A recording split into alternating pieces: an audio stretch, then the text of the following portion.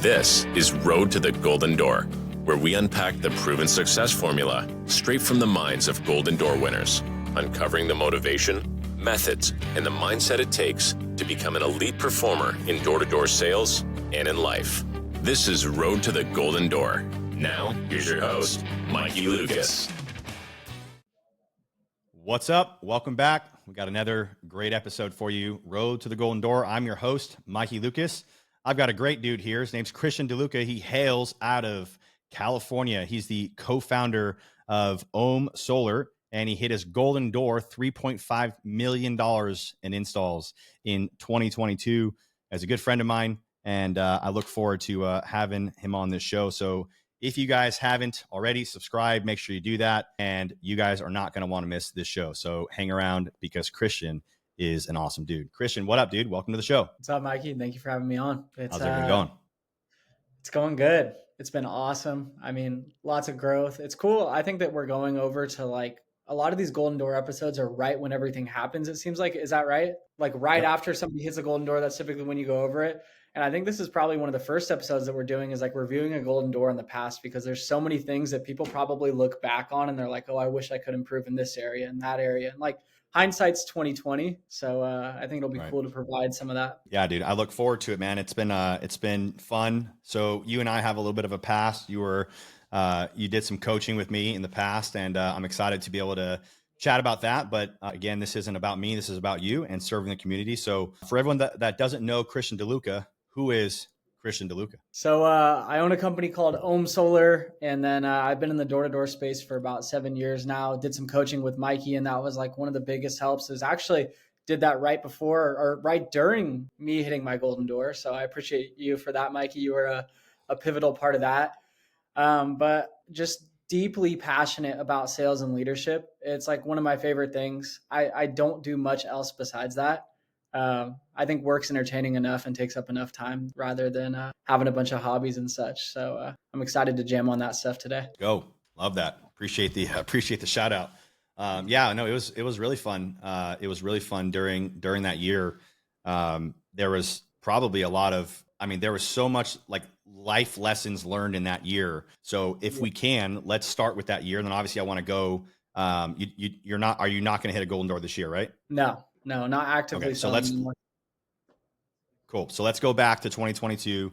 I want you to, as deep as you can, right after you got off stage, getting that golden door. What was that feeling like? I mean, it was a great feeling. It was actually really cool because I got to have my dad there as well. And so my dad was the one who actually ended up getting me into solar. And so I was like a second generation door-to-door salesperson, as weird as that sounds. My dad started at Vivint, and it's funny because all roads seem to lead to Vivint at some point, or Solar City if you're Mikey, but that's okay.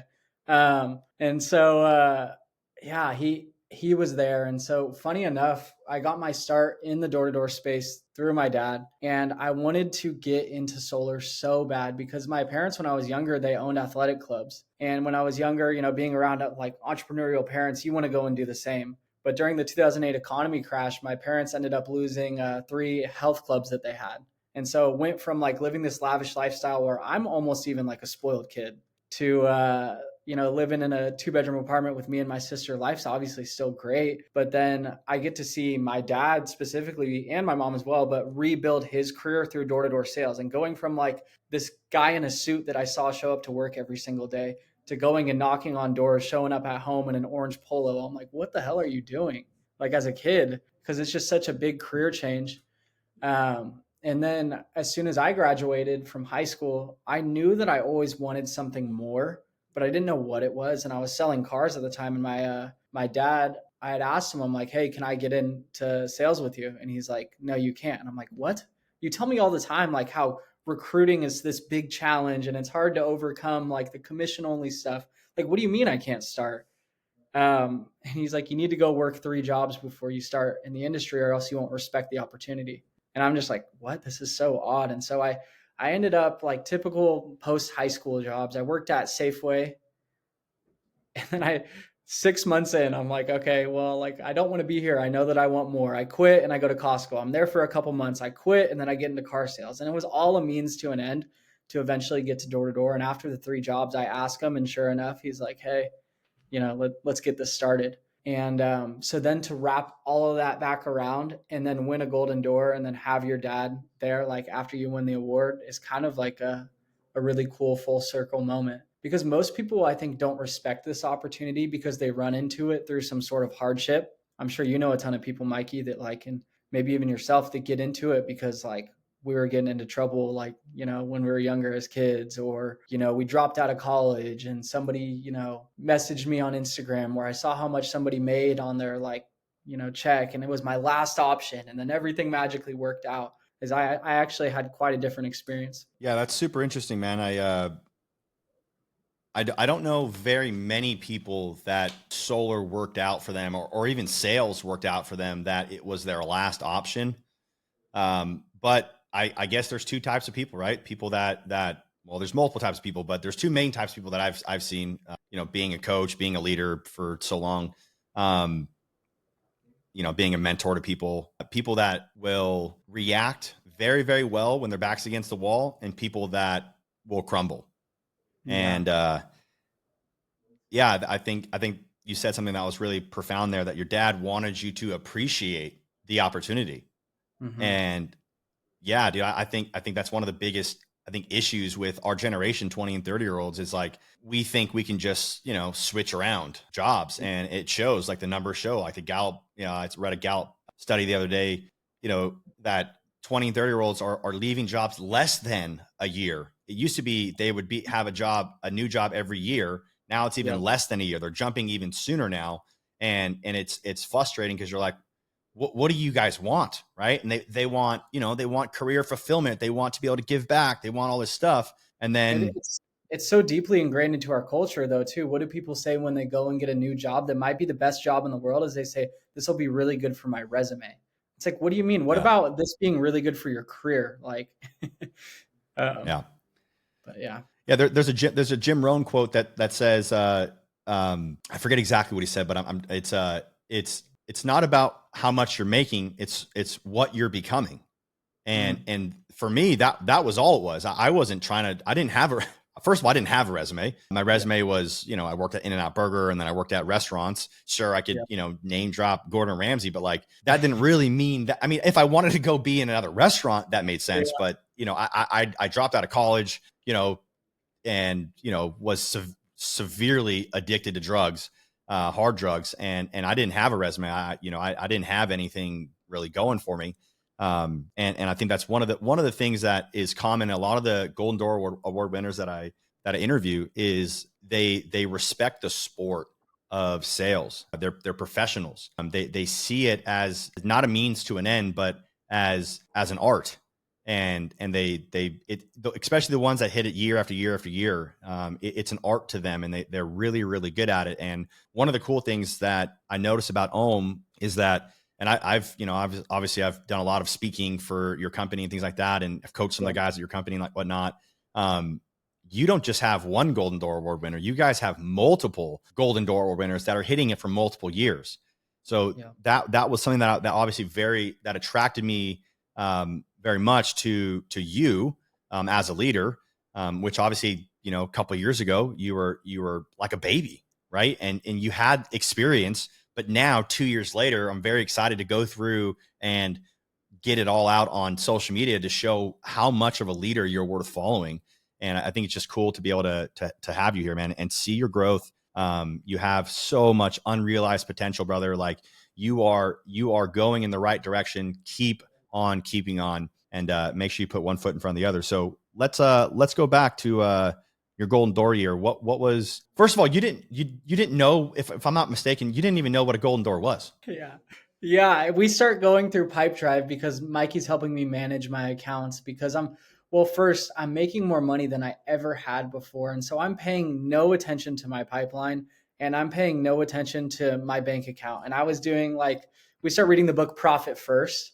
And Mikey starts showing me that you can't just look at the number when you log into the app. We need to go a little bit deeper than that and look at you need a P&L statement, and we need to actually start looking at what cash flow is like for you, and so on and so forth. So we start digging into the numbers just because Mikey, I think, realizes in a young kid that he's making more money than like he probably should be at this point, and he needs to be a little bit more responsible with it. And so we start looking into the numbers, and all of a sudden we're like, holy shit, like you're pretty dang close to winning this golden door. And I'm like, well, I mean, I knew what it was, but I'm like, what's that? Like, tell me more about it. And he's like, well, it's this golden door award. If you go up on stage, everybody will know that you won the award, and they're going to want to come and work at home. And like, okay, we need to get into pipe drive. And then we see that we're like 20 installations off, and you're like, dude, go to your business partner right now and you tell them to get those 20 accounts installed in the last 2 months. Like, no matter what, this is like pivotal for your company. And so we go and we make that happen, but then we start digging a little bit deeper. He's like, hey, your business partners, he's like, Ryan and Ferret, like, how are they doing? And I'm like, well, they closed just about the same as me, if not maybe a little bit more. He's like, are you kidding me? I'm like, yeah. Well, we start digging into it and we look at it, and like they're on pace to win a golden door award as well. And so now we're fighting over whose installs are going to get in, and it ended up working out like perfectly. But I think just putting your head down and grinding, and like I didn't look up for a whole year, just like leaving to the office at 8 a.m. and then getting home at 9 p.m. I didn't have time to like know what a golden door was or what the qualifications were. All I was doing was constantly just changing my entertainment to education. Every single moment of the day that I had, I was either selling, recruiting, running a meeting, or I was on a coaching call with Mikey, or when I was in my car, I was changing like, my entertainment to education. Instead of listening to music to alter my state, temporarily, I would listen to a podcast to alter my state permanently, so that I actually had things that I could go and implement on the doors. And I think that's one of the biggest mistakes that guys make. And we talk about it at home all the time, is they get in their car and their state gets heightened through music. And then as soon as they step out of the car, the music doesn't follow them unless you put AirPods in when you're knocking like a weirdo. And if you just like took the time to listen to a podcast while you're in your car, you could actually get actionable tips that would give you more confidence to go out and make it happen during the day. Because I think part of the reason that guys aren't confident when they go and knock is simply because they don't have the answers. So I give the analogy, like, let's say, for example, I go to take the SAT and I don't have any answers for the test. Of course, I'm going to be nervous. But if I have every answer to the test written down and I've been studying beforehand, I'm going to feel so extremely confident that it won't even matter. It will just be like, another hour during the day. And I think that's what podcasts do for you. And I could attribute almost all of my success to either coaching or podcasts. And I think that's because the best cue for imagination is education. Like, what these podcasts and coaching do is they allow you to have a bigger vision. I didn't know until I started coaching with Mikey and listening to podcasts that it wasn't normal to win a golden door. I didn't know that you could then take winning a golden door to taking a team to go and get 100 deals in a month and not just yourself. I didn't know that it was possible to recruit 100 reps.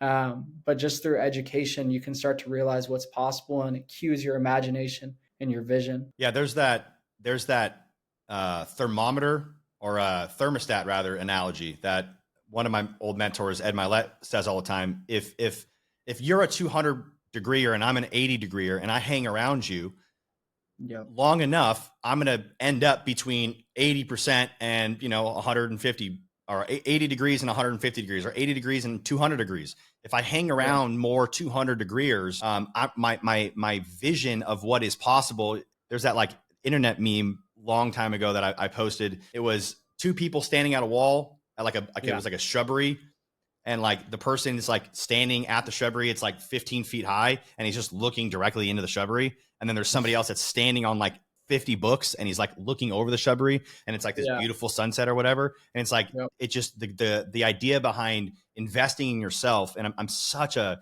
Jim Rohn fan, dude. Like Jim Rohn has really, I probably consume more Jim Rohn than anybody else. And I mean, like on a daily basis, there was times where like for multiple years in a row, I didn't miss listening to Jim Rohn. I'm talking like the same material over and over and over again, because rewiring my brain is ultimately what I realized I needed personally. And I'm glad that you saw that and that you took that serious and you turned your car into a classroom, or as you said, you changed your entertainment to education so you could have permanent and lasting change. That is amazing, dude. Will you say that quote again for me? You said you didn't want it to be temporarily and then you want it to be permanent. What was that? Yeah, I didn't want to listen to entertainment to temporarily alter my state. I wanted to listen to education to permanently alter my state. Okay, so let's take away all of the education. Let's take away listening to books. Let's take away you going to masterminds and all, investing in yourself. Like, let's take away all that. Where would Christian DeLuca be at today? Like, just kind of give me, not like worst case scenario, but where do you think you'd be? I mean, we'd be doing 25 to 30 deals a month because that was what my natural thermostat was at, my financial thermostat. I was okay with making like $200,000 to $300,000 a year. I actually wasn't okay with it. I was elated. I was so happy to be making that type of money because I wasn't thinking in terms of abundance.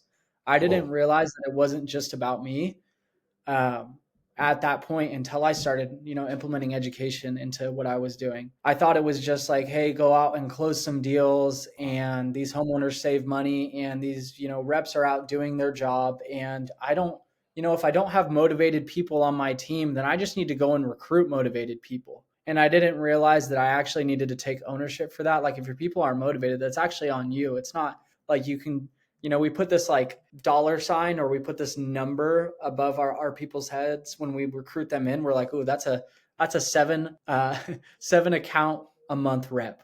That's a 6 account a month rep. And I've realized that that's almost never true. Like it's a lot of the times the exact opposite of what you think. And so, yeah, I wouldn't be in a good place. I wouldn't be making a good impact on enough people. And I think that's how your motivation starts to change. Is it starts with money and money becomes really fun, but then it changes to impact. And then you realize when you start focusing on impact indirectly, you start making more money. So that's where I'd be. That's a really good point. I love that you said that. One of the things that the guys that I'm attracted to are the ones that are hungry for more, that know that they don't know everything. I don't get along with people that are know-it-alls because I'm not a know-it-all. Nor do I act like I am. I could be wrong on everything I've ever done. I could be wrong. Starting this podcast, I could be wrong. I love that. That's one of the reasons why we get along so well is because that, you could send me a quote from a book that you're reading, or I could like you post it on Instagram and I like it. And I'm like, dude, yeah, let's go. That encourages me that you're continuing to read and learn and educate yourself and going through that self-mastery journey. Let's add some value to the audience because usually people will drop off around this time. So let's keep them around. Give me one of the secrets if you can, or what you think actually, you said you put your head down and ran. What were you doing? What was the year like? Like what was the big secret of hitting a golden door? Yeah, I think the big secret is involving other people in your goal or in your vision. So I can't relate with the Golden Door Award winner that goes out and self-gens 200 accounts and installs 150 of them. That's just not me. Naturally, I am much more accountable to other people than I am myself. And I realized that really early on. And so I realized that the more responsibility that I acquired, the better that I got, because it wasn't just about me going out and making $200,000 to $300,000 a year. It was about making sure that they go and do the same. And naturally, when I'm making sure that they go and do the same, they start setting appointments and who's got to close them. And if it was just about me knocking until 9 p.m., I'd actually go home at probably 5. And I'd make all these excuses and the hardest door would be the car door. But since it was about them, I would never miss an appointment that like one of the people that I recruited in set. I don't care if they called to confirm the appointment or I didn't have a utility bill or it was the worst appointment in the world. I knew how hard their job was. And I felt like I had a moral obligation to make sure that they were getting paid, that I showed up. And like, if the appointment didn't sit, guess what? I'm already in area. So they forced me to be accountable to myself as well. And so I just recruited heavily, but not in the traditional sense. It was all warm market. There was no Indeed. It was all that like these people would come in and I felt so accountable to them. And I think they felt that as well, that when I had accountability conversations with them about work ethic, they knew that I had the relational equity to have that conversation because I had done so much for them that they're like, you know what, Christian, whatever you say, like I'm going to go out and do it. And, naturally over time, I just acquired more people and I acquired more responsibility and it made me go and do more work. Love that, dude. Appreciate that. Yeah. I mean, we've talked on this show before about the issue, solar specific, or even roofing or pest control specific, windows, right? Any of the sales related jobs, even real estate. Like why do people get into real estate? Because they think that they're going to make a lot of money. And then when you don't show up with the skills and you also are a crybaby and you can't take corrective criticism or you can't take feedback and you're so like sensitive, it's everything's the grass is always green on the other side. And that's why they end up leaving, not realizing that this is a journey of personal development, that it doesn't matter if you're washing tables at In-N-Out Burger like I was, or if you're knocking on doors selling whatever you sell, or, running a family or whatever. I really don't like this quote because it holds me accountable, but I also have a contrary opinion about this quote. But it is true in the sense that how you do anything is how you do everything. Now, being a recovered drug addict, how I do everything is not how I do anything. How I do anything, everything is how I do anything is how I do everything. It's not the case, right? So like the whole idea that you are what you repeatedly do, which is obviously a very, bumper sticker, but it is true in the sense, but people do change. Now, when it comes to hiring and firing people, obviously there's a fine line between that. I actually just had to fire somebody today, someone that's been on with my company for a week and a half, and hire slow, fire fast, and we just had to do it because that person broke like 5 or 6 of the 12 core values of our company within a matter of 7 days at work. So, anyways, it seems like I want to break this up because I don't like the whole like internet conversations about, oh yeah, impact over income. It's like, yeah, sure. Yeah. Like on the surface level, that probably makes a really good viral reel on TikTok. Impact over income. Don't chase income, chase impact, right? It's like, yeah, sure, but I'm broke and I have no money and I'm 3 months late on my mortgage. Yeah. So that comes. Can we go back and kind of explain to me what your mindset was before you had money?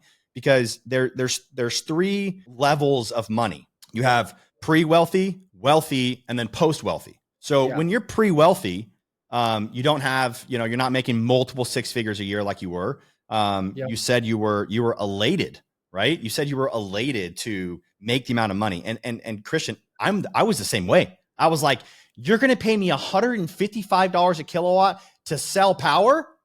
Yeah. Oh, what? Cool. $1,800 on a, $1,500 to $800. I'm like, wait, what? Because comparatively coming from a job that I was making, $300 to $1,000 a week, if I could go sell somebody cheaper power and get paid $1,000 to do that 3-4 times a week, you're like, wait, what? So obviously there's that part there, but walk me through that, because what do you see the difference or what do you see the issues with when you're in your leadership role?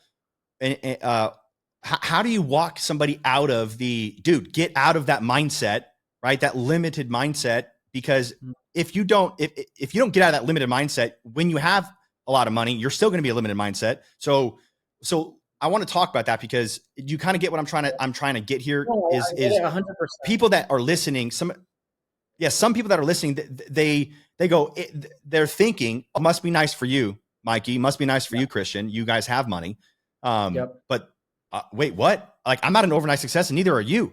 Like it took me 3-4 years to make $100,000 in door-to-door sales that I was doing full time. Like I sucked. I was not good.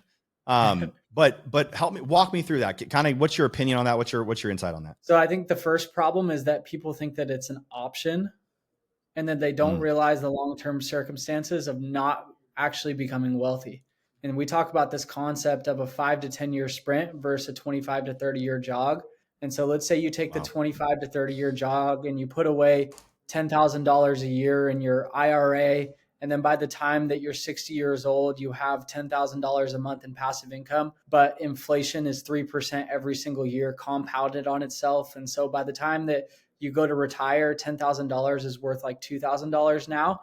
And then you start to realize that you actually have an obligation to make this work and to go on a 5 to 10 year sprint so you can get to $20 to $30 to $40,000 a month in passive income. And you can tie that to their why, to give back to their family, to go and help people in Uganda or whatever it is. Like it becomes like it's not an option. And that's the problem, is that people think it is an option. Optionality. I think optionality is killing marriages. Optionality is killing business relationships. Optionality is killing and destroying the youth, optionality, right? We have too many options, right? In our Western world, Western community, Western culture, we have optionality. I mean, that's what that's what makes America great, right? We've got options, right? Hey, you can't install my deals. I'll go to some other installer, right? Like, hey, with our generation getting married late, working on it. All right. If you're not watching the show, I just winked at Christian. We have options, right? It's like, hey, are we just waiting for the next best thing? And it's like, why not commit? Because and embrace the suck, right? Become comfortable with being uncomfortable. Obviously, don't avoid the red flags if they're really major red flags. Like my boyfriend beats me. Like I don't want to. I listened to Mikey Lucas' podcast and he told me that optionality is hurting me. It's like, no, like don't avoid the red flags, but this is not relationship advice. But I do think optionality is hurting our industry and it's hurting our generation. So, it's like, for instance, I get random text messages from like AI bots in Instagram, like, hey, I see you're in the solar space and you follow these guys. Like, are you looking for a job? Do you like where you're at? And I'm like, do you know who I am? Like, obviously you didn't look at my profile, but okay, sounds good. I appreciate it. Thanks so much. So your reps, right, are probably being recruited. And so why are they staying at home? Yeah, that's a good question. So I think one of the biggest things first is that you have to build some type of relational equity, and that's worth more than any comp plan in the world. And you have to hold people accountable. I think accountability is actually the purest form of love. So let's say, for example, I have a really long week. It's Friday. I'm exhausted. And I call my mom and I tell her about the long week that I've had. What is she going to say that I should do on Saturday? It's like, you should relax. Take a day off, Christian. Have a good day. And there's no accountability there. And I love my mom. She's the greatest lady in the world. But that's not what I need in that moment. And that's what we need from our leaders is accountability to push us so that we go and take advantage of Saturday so we can have a 5 to 10 year sprint instead of a 20 to 30 year jog. And realizing that it's not an option to take off Saturday because you're going to put yourself in this dire financial situation. Because right now the problem is some reps are trying to solve a $70,000 to $100,000 a year problem. And especially with the way that you can make money in solar right now, that's 2 deals a month. And when you're trying to solve for that, the effort that you have to put in is so minimal. And it puts you in this position where you're going to have to go on a 25 to 30 year jog. And then at the end of the jog, you realize and you look up and the situation that you're in is not good because Social Security might not be even available at that point. And so when we start to realize, and you actually taught me this concept that we're in debt to all of our dreams. So if we started stacking the debt and I looked and I'm like, the apartment complex that I'd need to, give me enough passive income to where I could go on a 5 to 10 year jog is $2 to $3 million. And the dream car is 300,000 and the dream home is 2 million. And I start to add all of these things up. You start to act with a little bit different of a sense of urgency. And most leaders are actually scared to show reps that there has to be that much urgency because it's uncomfortable. Most sales leaders at one point, obviously they were salespeople. And as a salesperson, you're kind of taught to be a people pleaser. And then you have to make this transition of being a salesperson to a sales leader where you go from pleasing people to challenging them. And it starts to get a little uncomfortable and you need to start to learn how to have hard conversations. And people will ask the question, well, like, Christian, what happens if I have hard conversations and they leave? It's like, well, what if you don't have hard conversations and they stay? What type of reps are you going to have then? How many times I had to have that conversation with you? Yeah, 100%. And I would come to you all the time and I'd be like, dude, I don't know what to say to this guy. He's not acting up or he's not acting up. He's not acting in the right way. I know that he's capable of more. And it irritated me. And I actually love that trait from like leaders is when it irritates them a little bit, like the things that their people do, because it actually just shows that you care. People think like irritation is this, negative emotion that has no positive outcome. Like I would write these things in my notes and I'd save them for our call. And I'd be like, Mikey, how do I get this guy to do this? Like, this is pissing me off. Like I know that he's capable of more and you'd help me solve those problems. But you have to get uncomfortable with your people and it actually breeds loyalty and it's the best thing for you and the business, and it's 100% the best thing for them. So there's like an aligned focus there. Yeah, I think that's so important that if what you said there, I wrote that down. Accountability is the ultimate expression of love, as I believe what you said. Showing tough love to people I love that. You're right. I think that's true. There is positive and negative consequences to it. And obviously there's ways to talk, there's times, there's situational awareness, but how much are you showing that you love and respect your fellow brothers by not having those crucial conversations with them?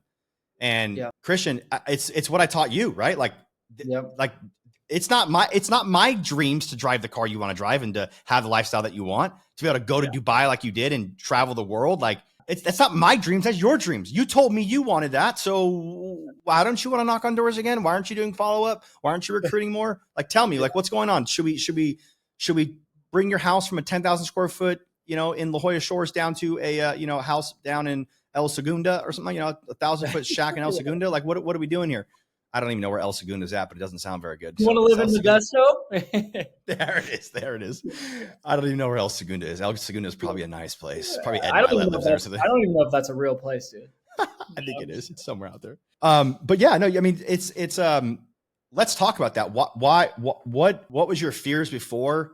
Let's talk about that. I want to know, like, what was your fears before having those conversations? Like, if you can go back to 2022 in the middle of your Golden Door year and you're having to have these crucial conversations, what was your fears? So you start to make these excuses with limited mindsets that this isn't the best use of my time and this person just is as they are. And we don't need to view our people for who they are today. We need to view them for who they can become. And so that was transformational in believing that just as a leadership principle. But what I was scared of is I was scared of not having their approval temporarily, because you actually have to sacrifice their approval temporarily to gain their trust long term. And most people aren't willing to accept that trade-off, because the 15 to 20 minutes or sometimes the 1 day to 2 weeks that you have to lose their approval to be able to gain their trust is too much for people to be able to sit on the edge of a hard conversation like that. And so I was just scared to lose people's approval. But when I started realizing after a while that they would come back 2 weeks later, 3 weeks later, 1 day later, 1 hour later, and say thank you, even though they just went through like a really hard conversation, it started to click. I had a positive association with it.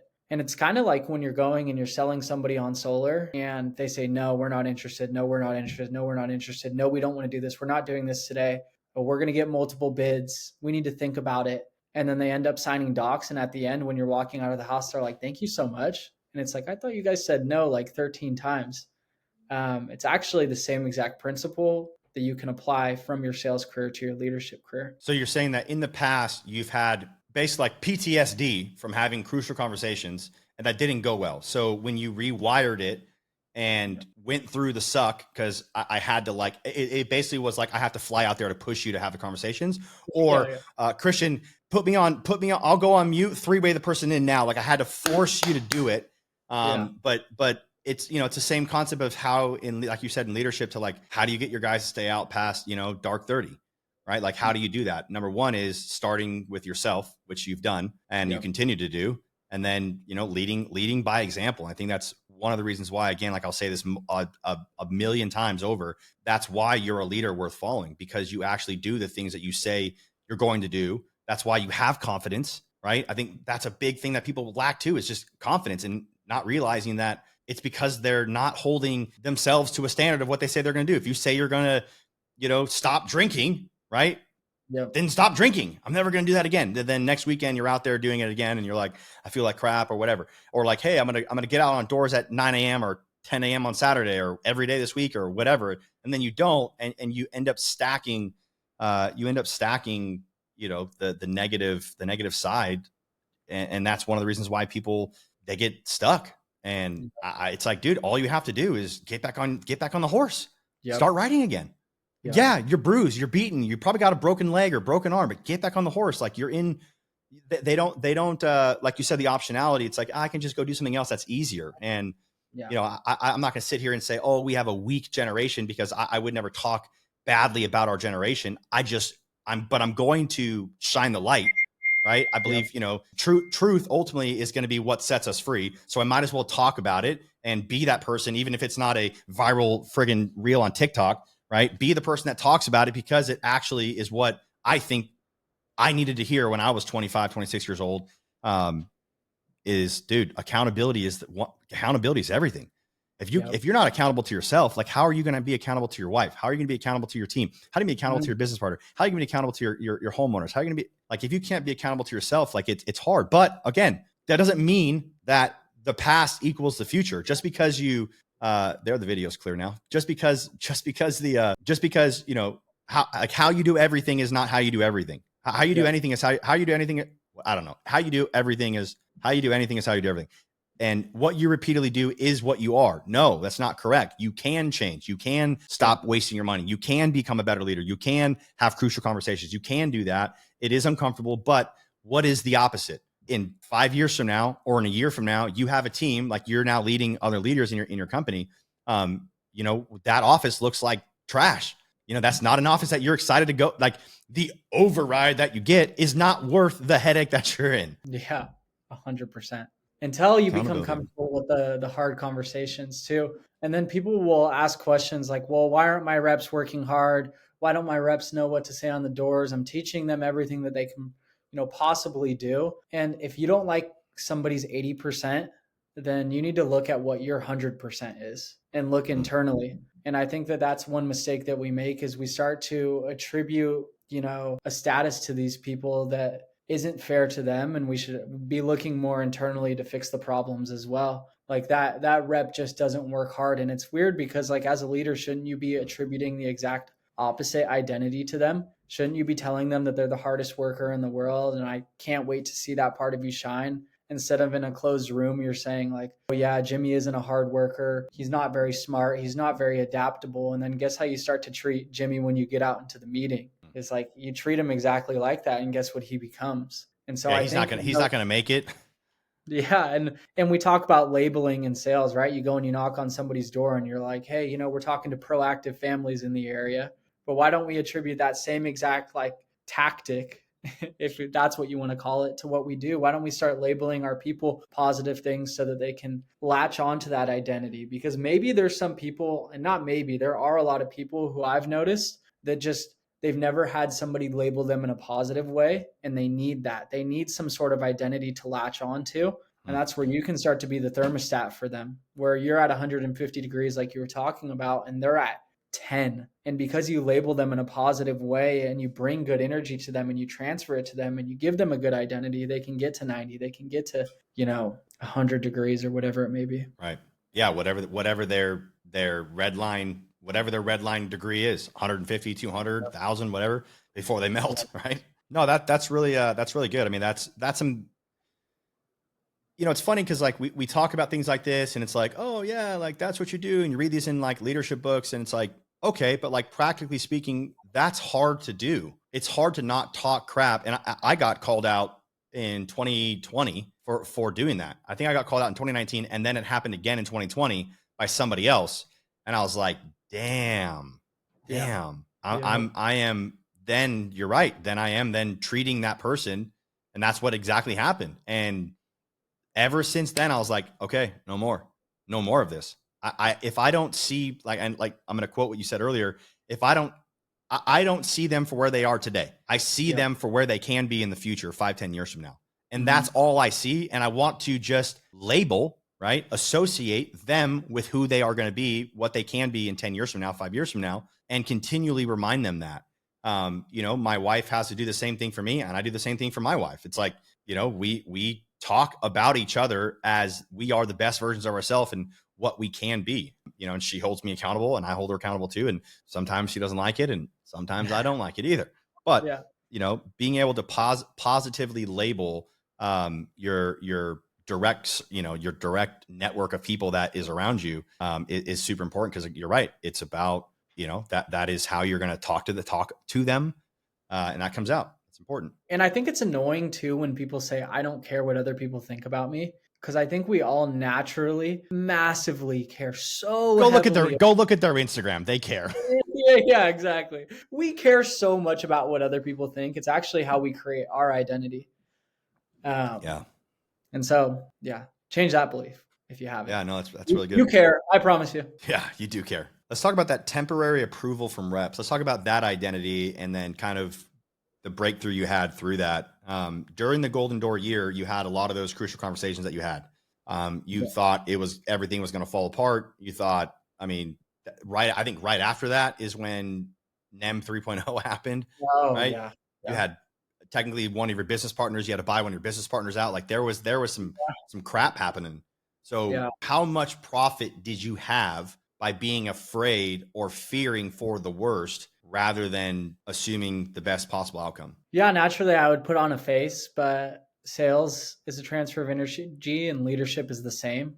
So I'd put on a face like I wasn't like worried about it at first, but I think internally I was a little worried and that showed. And so we didn't adapt as quick as we possibly could have, from buying out a business partner for, a huge sum of money to then transitioning into NEM 3, and we didn't adapt as quick as we should have. But now we fully adapted, and it's so cool to see even the growth in my leadership. Like now, anything and everything feels easy, and it feels the same for the reps. And I was scared to. I went through another transition because I not only was transitioning from NEM 2 to NEM 3, I was transitioning in my own business from being a sales leader within the business, even though I was the business owner, to now managing leaders who are managing the salespeople. And so that was a transition for me because having hard conversations with reps it was easy at that point. I had already like almost exhausted that skill. I could do it over and over and over again. Put me in front of a rep who's having some personal issues, and by the end of the conversation, we'll make sure that they're working and they're happy and everybody's having a good time. But now we're having this transition where people are like, I don't know if I have conviction in what we're selling. And there's a lot more deeper rooted limiting beliefs a lot of the times in leaders, because sometimes we think that the reason that we got to where we are is in some way due to those limiting beliefs, but that's a paradox in itself because that's a limiting belief too. And so now I start having these hard conversations with leaders, and I had to learn how to do that effectively. And it's different for sure. But then once I learned how to do that, then we've been able to see growth. But big changes like that. I've noticed anytime I'm about to go through a big change, I start to get anxious and I start to feel more anxiety than I have in the past. And now I view it as a positive thing. I'm like, oh, this is an alarm for change. Every time this happens, something good comes out of it. And so I almost, as cliche as it sounds, look forward to those opportunities. Pattern recognition. Yeah. It's one of the most common success traits in high performers in any business. In the financial realm, right? In wealth management and investing, it's the ability to have pattern recognition and then be able to execute on those patterns before they happen, or get out before they happen, or whatever. Recognizing patterns I've seen as a common thread within all of the high performers that I've ever interviewed on my show or coached. It's pattern, the ability, your success thermometer or your success thermostat is, I think, directly correlated or has a limitation based off of your ability to recognize patterns. That's interesting. That's really interesting. Yeah. What were some of, let's go through some of your habits that you had during the Golden Door year. Maybe they're different now, and maybe you can talk about what's different now, but what were some of like the routines that you had? One of the things I see very common and that I get asked a lot is to ask the question about what your routines are, whether you had a morning routine, your nighttime routine. And you know me, I've always said, if I followed you around for 48 hours, I can tell you what your routine is. You have a routine. Yep. You either put the left sock on first or the right sock on first. You either brush your teeth before coffee or after coffee, right? Or whatever, right? You either, go to the gym 3-4 days a week, or you don't go to the gym whatever. So what was some of your habits that you had then, if you can remember, and then maybe are they the same now or are they different? It's still the same now. And so some of these habits, first of all, I'm kind of a hypochondriac. So anything that new that I'm doing, I hyper fixate on it. And then I think that it's going to end up like, killing me or something crazy, right?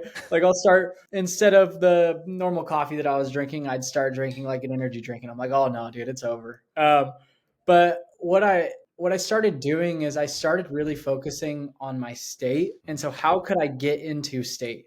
And what I do to get in state is when I'd wake up in the morning, one of the first things that I do is I turn on a podcast while I was brushing my teeth and I'd borrow that energy from somebody else. And then after I listened to a podcast, I'd eat breakfast. And when I'd eat breakfast, I wouldn't eat carbs because I noticed that every time that I ate carbs, I felt so lethargic. And funny enough, I ended up taking Gary Brecka's methylation test like 6 months ago. And I realized that like every time that I eat folic acid, my body naturally resists it terribly, like inflammation, brain fog, all those things. And I didn't realize that until I took the test, but I was doing it within my habits. And so I wouldn't eat carbs all the way until I got home. And then I get home at 9 o'clock, I eat carbs, feel like shit, wake up in the morning, I'd feel a little bit better. Now I try to stay away from carbs as much as I can.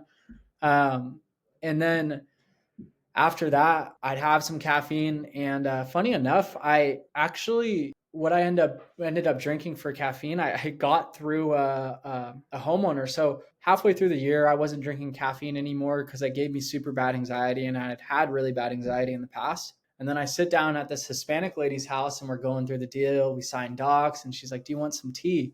And I'm like, "Sure." And I didn't realize that it had caffeine in it. And I'm like, again, such a hypochondriac. So I'm probably going to have a panic attack if I realize this. But I end up drinking the tea, and it has ashwagandha in it. And when you haven't had caffeine for multiple months and you have caffeine, you feel it. But it had ashwagandha in it. And so I had the caffeine with ashwagandha, and I was like peaked, but I felt great. And I'm like, what did this lady give me? Like, you know? And so I look up the tea, and it's like yogi positive energy tea. And like it has ashwagandha and all these things for dealing with stress, but it has caffeine in it. And I was like, okay, I'm adding that to my daily routine. And now I drink that every single day. Use the promo code DeLuca on Yogi, but not really. I was just gonna say, it was like, was it Verve or like, excess with Amway? Like, what was it? Because I love all those drinks, by the way. But I was like, nice. My follow up was after you got sold, excess. Did she get installed? No, it was just a normal tea you could buy like the grocery store. But between that, yeah, I think just the education in the morning to change your state. Not eating carbs so that you can keep your state level, because it happens to everybody. Every time you eat a meal where like it's super heavy in carbs, you notice a dip in your state. And then drinking the right things. Those were the big habits I feel like that help propel me forward, as ridiculous as they sound. No, I mean, I think that's a great answer. I mean, biohacking is one of my favorite things to talk about. I've read hundreds and hundreds of hours of books and watched probably tens of thousands of hours of videos on YouTube about biohacking and how to become the most, I treat my body like an athlete, the same thing that you do. I tell myself that I'm an athlete, and then I eat like an athlete, and I sleep like an athlete, and I work out like an athlete, and I do my day job like an athlete. And I treat myself that way. I associate, or I label, like you said earlier, myself with what I want to be, even if I'm not that. Like, as you know, like the last, year and a half now, I've been on the carnivore diet, or a variation of the carnivore diet, like keto. You look keto great, board. by the way, dude. Like even from when we were coaching to now, like you look jacked. Appreciate it. And I've got some more weight to release, and it's coming off. I'm very excited about it. So I'm looking very, very good. I like it. It's just a lot better. I've noticed, but it wasn't necessarily like, oh, hey, like I wanted 6-pack abs. Andy Elliott was the tipping point for me on that. But, it was that, like you said, with understanding like what makes me lethargic. I thought brain fog. It's like whenever I talk to people about stem cells, and I'm like, hey, like I've been doing stem cells since 2018. Like I had an 11 out of 10 pain in my ankle, 2 bulging discs, my L4, L5, S1 in my back, like lumbar, like dude, like it was like sciatic nerve, basically broken wrist, arthritis in my wrist, and all that stuff. Like people think that they need to live with pain. People think they need to live with what they have, and they don't. They're not resourceful to think, oh, like I don't have to live in depression. Not that there's not like legitimate reasons to be depressed, and that's not like a clinically prescribed thing. Yeah. It is, I get it, or diagnosed thing, but most of the time you could with your own tongue get yourself out of that stuff. Yeah, and you don't realize that I didn't even realize this, that I was operating at maybe 60% of my capacity, and maybe I'm at 80% now, and there's going to be something that helps earn me that extra 20%. But how many people are living at a small percentage of their capacity, and they think that that's just normal because of the food that they eat? the habits that they have, the vices that they probably need to get rid of. And I got rid of vices too. Like I was before, I mean, I was born in Chico, California. It's like one of the biggest party towns / schools in the world.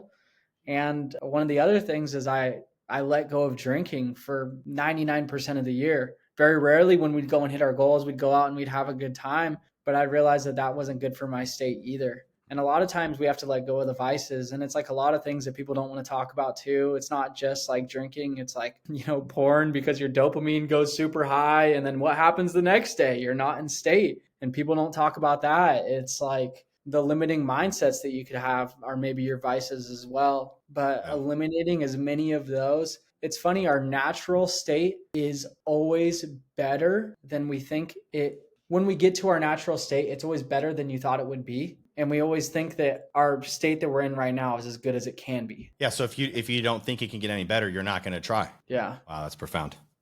That was good. Yeah. On the testosterone porn thing, I think that's one of the biggest issues within our generation. I got exposed to pornography back in 3rd grade. And welcome to Vegas, baby. I mean, there was girls in thongs and pantyhose on billboards.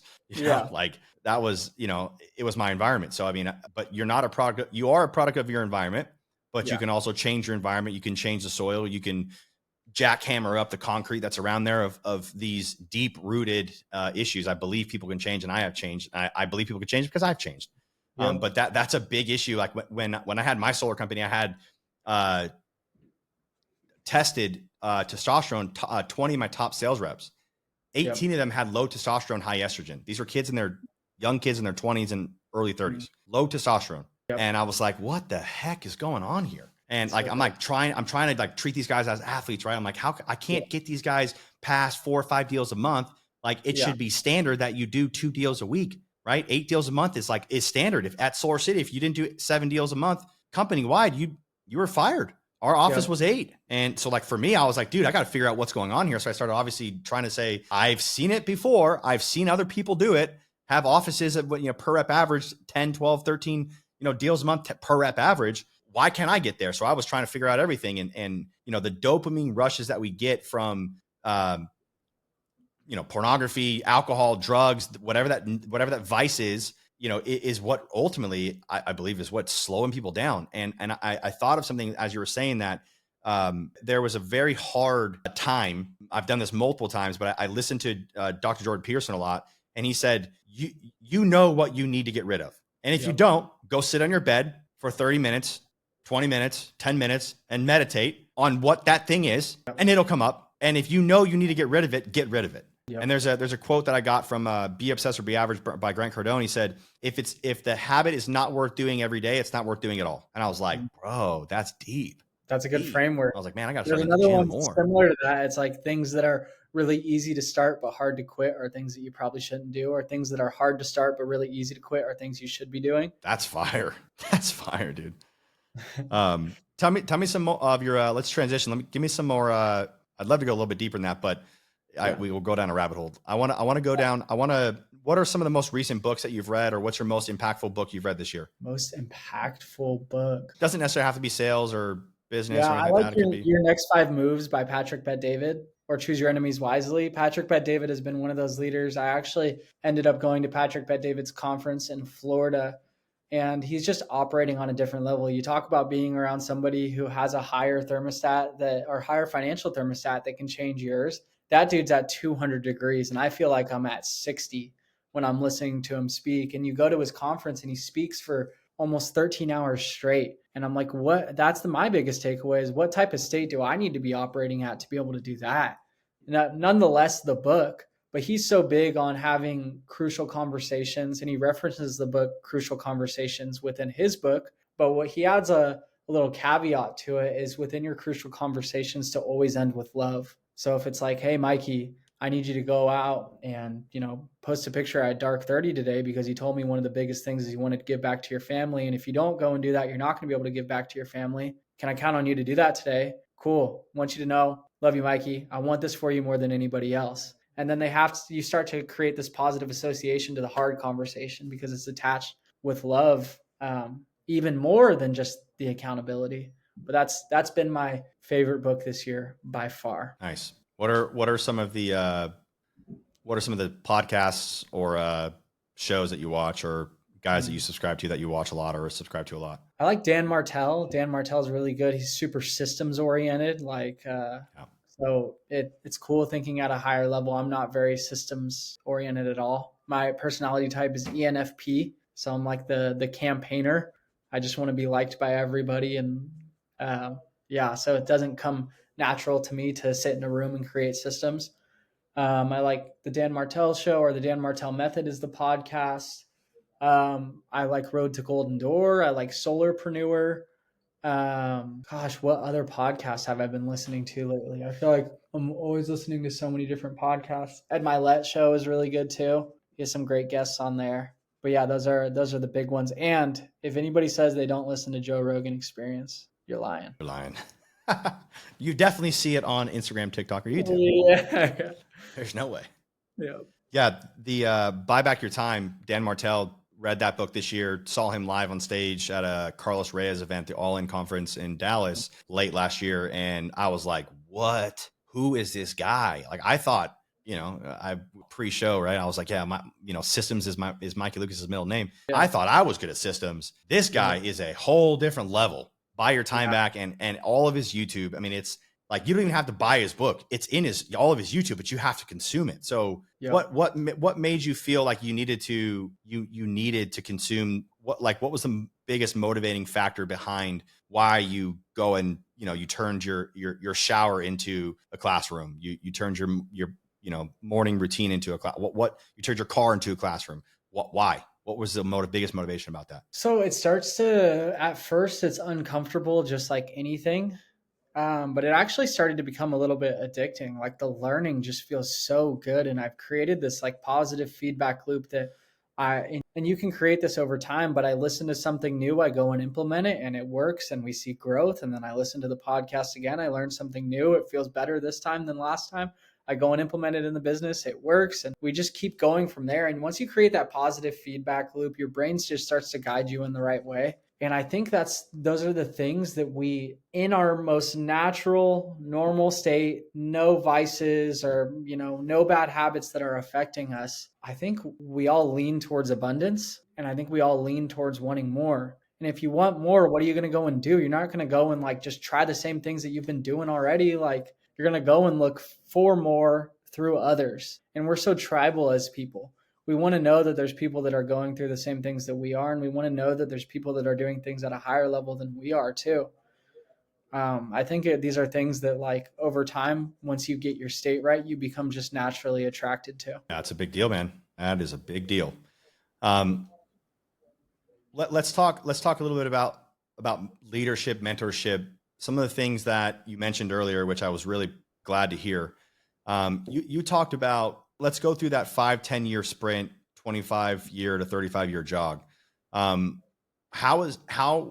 implementing that into your leadership and into your business, and even your own personal life, how has that helped you stay motivated, and how has that helped your guys and your? So at first I used to tell myself this story that the 5 to 10 year sprint was so that I didn't have to work after that. And I've evolved past that. I've realized that the 5 to 10 year sprint is to put myself in the position to have the choice to work or not to work. I know that I will continue to want to work, but to have the option not to work in case anything happens is one of the most important things that I want for me and my people as well, because life happens. And sometimes the Pareto principle applies to life. 80% of things we can control, 20% of the things we can't control. And that 20% of the things that we can't control, like health, like not just health and what you eat, but like circumstances, right? And imagine like the story that we can tell when all of our people are in the right financial situation to where they work because they want to, not because they have to. And God forbid anything happens to them, that they can provide for their people. And that's almost even like a biblical principle, right? Like, as a man, you're supposed to be a provider, and a provider no matter what. So how can you provide no matter what happens to you? Well, you're going to need to sprint for the next 5 to 10 years and create some passive income. And so again, these things are an obligation, I feel like, a moral obligation, and it's not a choice. Yeah, I forget exactly where it's at. I was trying to quote that scripture, but I know that there's a scripture where basically the person that doesn't provide, it's in the book of Proverbs, the person that doesn't provide for his family is basically equated to like an evil person. So someone that doesn't provide for his own family is like an evil person, basically. So it's serious. It's serious, dude. And that's where you're talking about the optionality. Well, I could just go and I could, choose my whatever, right? Like it is serious no matter what route you take, that you get to some financial freedom, not because you want to, but because you have to. how important is that? Or I guess how much time do you spend on it, or how much do you leverage like your advancement in financial education, your advancement in hitting a golden door, your advancement in being able to actually install, almost $20 million worth of solar panels in your career? How much of that do you use do you use that to like show guys like, hey, it's possible? Or like, what are you using that or no? Not as much as I should be. I think sometimes we can get caught up in the weeds where it's like, let's work on, these leadership principles and these sales tactics. And let's make sure that we're higher on accountability. And let's look at our KPIs. How are we doing there? And then we forget to incorporate the bigger vision, which allows people to drive and actually would improve all of those things that we're already looking to improve anyways. And so it's a good reminder to be on here with you to incorporate that stuff more into the business day to day. My business partner, Cody, does a really good job of it. Cody invests like crazy. Like I've never seen anybody do it. Dude owns so many rentals, and it's inspiration for me. And so that now you can see that, right? He's got monthly passive income from that, growing that, and being able to show that to your team, even if you're not there. I think Ed Milet, I watched an interview with Tom Bilyeu not that long ago, and Tom asked Ed Milet, like, even when how did you lead people even when you didn't have the $1 billion company, right? Like when you didn't have that, like how did you do that? And his answer was profound. It wasn't fake it till you make it, but basically it was, you have to be in the state to believe that it's possible. And if you don't believe that it's possible, then there's no way you're going to get there. It's like, yeah, sure. He drove whatever that Velcro together Mercedes Benz, that was really like it was an Oldsmobile or whatever it was. And it's not fake it till you make it, but it's if you don't believe that it's possible, you don't even have an understanding that you could get out of this, that your marriage could get better, that your office could grow, that you could hit the golden door, that you could hit a double golden door, that you can hit a golden door multiple years in a row, that you can hit any award, you can be the number one in your office. If you don't believe that that's possible, there's no way you're going to put the effort towards actually getting that. It's I don't know. I mean, luck, maybe, I guess. Like you just, I don't think most people stumble on a World Series or a golden door. Yeah. There is a strategy behind it. So what are some of the big things that you're teaching your guys right now, your leader? So I think one of them is to recruit, transfer, and then fill is a framework that we've just recently started talking about. So you recruit people in and you transfer your skills over to them. But then the mistake that most people make is they don't fill their time with then higher leverage activities. They recruit and they transfer their skill. And then they're like, well, I have more time. And as we know, idle time is the devil's workshop, right? Nothing good typically comes out of that. And so you have to fill it with like the next higher leverage activity. And that makes delegation okay. People are so scared of delegating and they think it's something that CEOs do that's super evil, but you don't realize that it's actually an obligation that you have to the business to be doing the highest leverage and highest ROI thing at all times. And if you're not transferring those skills to somebody else, then you really are hurting yourself in the business. And so recruit, transfer, and fill. And then even from Dan Martell is like, if you don't like somebody's 80%, we'll take a look at what your 100% is when you're delegating. So kind of winding down the show, we've obviously gone over a lot, the impact over income myth, really building relationship equity. You said multiple times that you're responsibility driven, that optionality is killing our generation. Accountability is something that if you don't hold yourself accountable and hold others accountable as well, and bringing your goals out into the public, how can you reach those? You talked about your issue with having temporary approval from your reps. We talked about labeling and identity a lot. That was phenomenal. Talked about your ability to have pattern recognition and then could be able to control your state. How easy is it and how fast is it to change your state from I'm singing Backstreet Boys on the 95 to getting cut off to being pissed off, right? Yeah. Like you can change your state in a matter of a second, right? Somebody cuts you off, you're singing everybody, mother, what are you going? I can't be coming out. So, your state can change from happy to pissed off in a matter of a second. And why can't you change from pissed off and angry to happy state again, or focused state, or a prime state again in a second, which you can. Being able to have state control, I thought that was really awesome.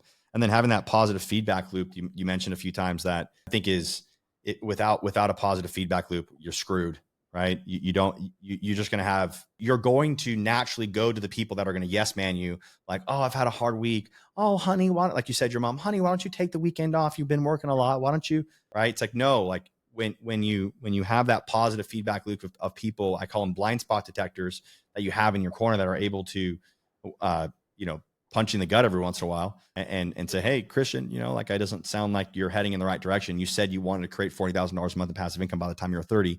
And you're blowing money on XYZ, right? You're not investing. What are you doing? Right. So it's like having that positive feedback loop. Blind spot detectors, I think, is super important. I love that you said your dad, not for Vivint, and that he was able to be there. I can't imagine, like, I almost started crying a little bit. I got a little teary eyed. When you said your dad was there for you. Like, there's nothing more that I would love to have little Mikey Jr. getting a Golden Door Award from Sam Taggart Jr. in 15, 20 or 20 years from now, right? Like, there's nothing more that I would love to have that. I can't know that your dad is one of your biggest heroes. And I just love that you work very, very hard to make your family proud. And that's just a cool thing that you've, been able to identify that and push forward. I love that some of your end goals, you said, is to be work optional. Like, sure, you're not going to retire and travel to Dubai and then go to Bali and go to other, Thailand and Southeast Asia and never work again. It's like, no, you just want to have the ability to be work optional. I really love that you said that. There are some My quotes. girlfriend gets really frustrated, like, when we go on vacation too, because I literally have the hardest time, dude. It's so hard to just sit there and, like, not do much, or, like, and you're in Mexico, swim up to the pool bar, grab a drink, and then just hang out. Like, dude, after a while and after you've been enough times, I promise it's not fun anymore. Like, vacations are still fun, and I have a good time if we stay active and we do things, but, like, that, there's nothing else but work. That's all I have to say. Not really. Family, but not really. Yeah, no, I'm just kidding. I think that our entire generation fantasizes of, living in Dubai or living in Bali and being able to sip mimosas on the beach all the time. And it's like, that gets old. But It's like, oh, easy for you guys to say. You drive the BMW, Mercedes, Tesla, right? Like, you drive the nice car, you have the nice house. It's like easy for you guys to say. It's like, no, that's what all of them are saying. Like, they're all not happy if they stay long on a vacation. So, like, when people are selling courses or coaching, they're like, oh, well, if they're so good, why don't they do it themselves? So, like, how about this, dude? How about it's actually just really nice to give back to people, and it feels really good, and you made enough money, so you want to just, like, give back to others in the best way that you can to see them, like, live the same life that you do. And people's mindsets on those things are just so freaking ridiculous, dude. Yeah, I just had an Instagram reel that hit like 80,000 views. That I get people ask me all the time, like, hey, if I've got $10,000 to go invest, what do I do? And so I made a video on it, and I was like, okay, so if I had $10,000, I would take the first 5,000 and buy a coach and put the rest in an SP 500, because the amount of money that you would earn on buying a coach, buying a course, buying books, buying mentorship is going to give you way more money than any investment ever will. Like, investing in yourself. And it's so funny because investing in yourself is always going to return the most amount, and because they can't ever take that from you. But it was just funny because there's so many keyboard ninjas, in the comments, like, he's a coach's coach, who's coaching coaches. And I'm like, no, I'm not actually, but okay, cool, sweet. Sounds good. I'm not a coach's coach who's coaching coaches. And first of all, there's a reason why coaches have coaches. Like, I have coaches, and yeah, sure, I do coach, but it's not the same football game they're watching on Sunday night and cheering for Travis Kelce and Taylor Swift. It actually turns out that, like, Travis Kelce has a coach, and Travis Kelce's coach at one point had a coach. It's like, dude, how about you wake the fuck up? Yeah, thank you. Exactly, dude. It's funny because, like, that negative energy, like, I don't have sympathy. I have empathy for them. I'm like, they're so blind to the see that they think they have it all together. And I'm like, I've not sold one course in my entire life. Every one of my courses is free on MikeyLucas.com. I don't sell courses. They're worth $20,000, $30,000 on the market. I don't sell courses, right? I want to give back. That is And it's easy for me to say because I do have money. I've got multiple six figures a year in passive income, but like, no, dude, like I didn't forget you guys. I didn't forget you guys. Like most people forget where they came from. Most people, you know, that have humble upbringings, not most, but there's a large chunk of people, not even most, but there's a chunk of people that never go back to where their roots are and never give back. And it's like, I don't want to be known as that. I don't want to be known as someone that, you know, doesn't go back to my high school, to, you know, my church, right, and give back to those people. Like, no, dude, like screw that. So it's funny. People's mindset is very, I don't get along with people like that. I don't want to understand them. I don't want to get along with them. It's not my people, and I'm okay with that. I'm not, you know, I'm not a negative person. I have boundaries. Yep. Boundaries are everything. You said change your entertainment into education. Freaking love that, dude. We are in debt with our dreams. That was huge, bro. That was a big deal. I really like that one too, man. I couldn't agree with you more. Like that is, yeah. I mean, you're when you realize what you want and find out and have ultimate clarity on what that's going to take to get there, and then see the path that could actually, you know, if you're in the right vehicle, right, you can actually get that. Like actually, right, you can like you just did. You just got back from Dubai. We just got back from Fiji. It's like, yeah, we can do that. And not only that, we can also sit first class, you know, like, yeah, absolutely. Right. Or business class, whatever. Right. Yep. You're in debt with all of your dreams. I love that. So, what do you think your mindset is now as we try to wind it down? What do you think your mindset is now? What's your goals now? Do you have goals set up for 2025 or are you on track to hit your goals for 2024? Or what is things changing now? Now you're not selling as much. When was the last time you knocked a door? I actually went 2 weekends ago and I took out my little brother. I'm passing it down through the family. My little brother's like 15 and I'm like in the car. I'm like, you need to break preoccupation first, create a problem, find the solution, pull back, transition. Rocky, you get it? Get out there, go set an appointment, you know, like, I love it. Passing it down. Good. So what's the future look like for Christian DeLuca? What's the future look like? Yeah. Goals for Ohm within the next 2 years. We want to get to 100 million. And involving everybody in that goal through, you know, getting people involved in ownership, like some LTIP, you know, align our futures together, and doing it in a way that's, I think, different, which I'll announce more of that stuff later on. And I'm sure people will see that on Instagram, but those are the goals. And I think people sometimes are scared to put like a dollar sign to it. And they're scared to talk about like, oh, you know, we're going to hit $100 million as a company, because they're afraid that people are going to view that with the scarcity mindset. Like, oh my gosh, this company made $100 million. Well, first of all, that's revenue, right? It's not like the company's bringing in $100 million. Second of all, if we had 100 million, we're doing about 30 million right now. Guess what we just did? We just 3x the impact that we're making. And then if we're also able to attribute like the butterfly effect of what that's going to do, like it's a little bit more than 3x as well. Think about how many millionaires Vivint and Solar City created, and then how many people went and started businesses off of that momentum. I know I could list 10 people right now who worked at Vivint that own solar companies today. And so maybe between Vivint and Solar City, 90% of the marketplace is, you know, owned by somebody who worked at those companies. What type of impact is that? And so I think don't be afraid to talk about the numbers, because it's just a way to keep track of the impact that you make. What's cool is that you actually mean that.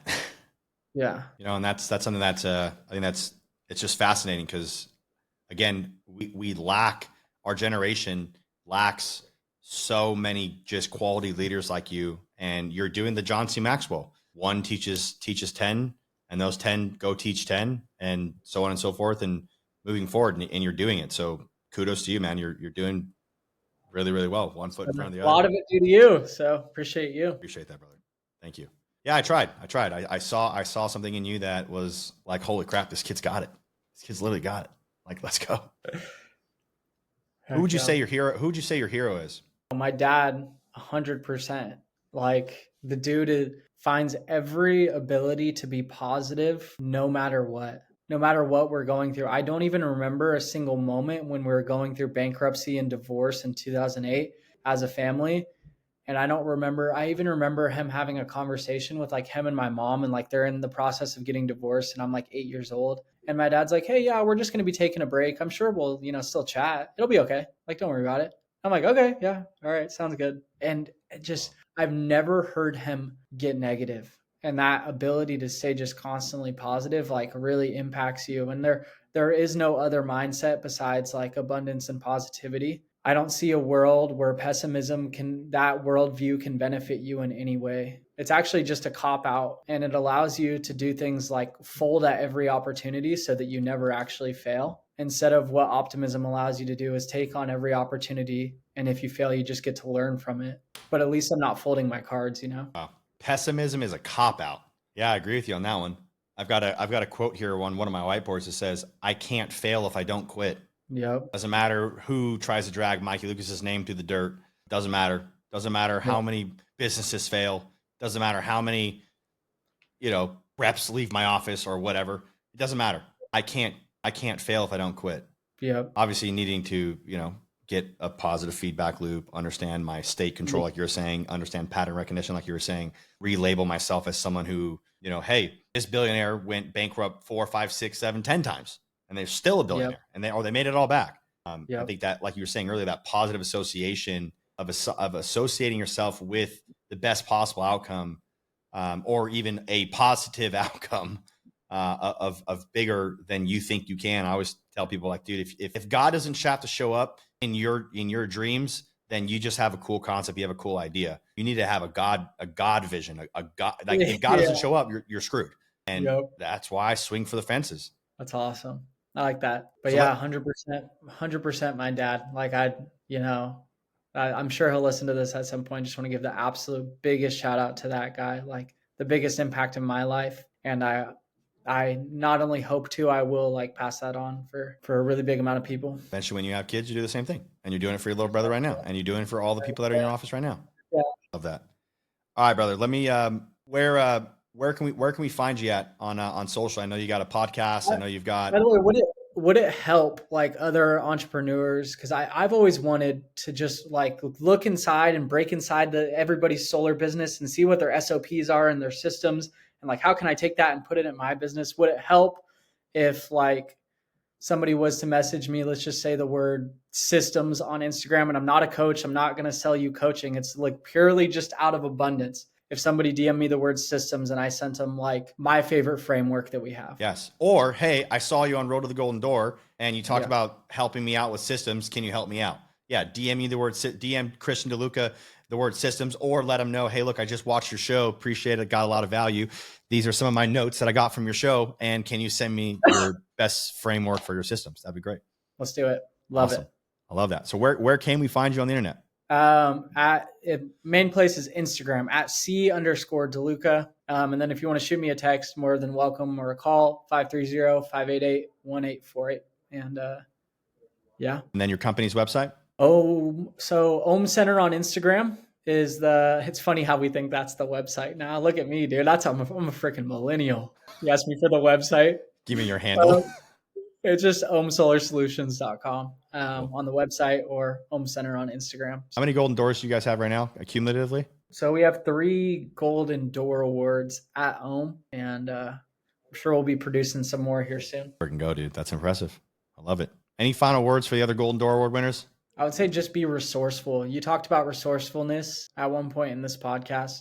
Resourcefulness is one of the most important things, and resourcefulness actually comes down to one thing, and it's finding every reason to say yes instead of every reason to say no. And if you can find every single reason to say yes, you're going to find a lot more solutions. So when you go to the appointment that has a ton of trees and normally you just walk away because it's a shade fail, you call up a local tree guy and figure out how much you can do it, and you bundle it into the deal, and you make sure your setters get paid because you're resourceful and you figure out every single way to say yes to things instead of no. I love that. Christian DeLuca, it's been a freaking blast, dude. You're amazing, dude. I appreciate you.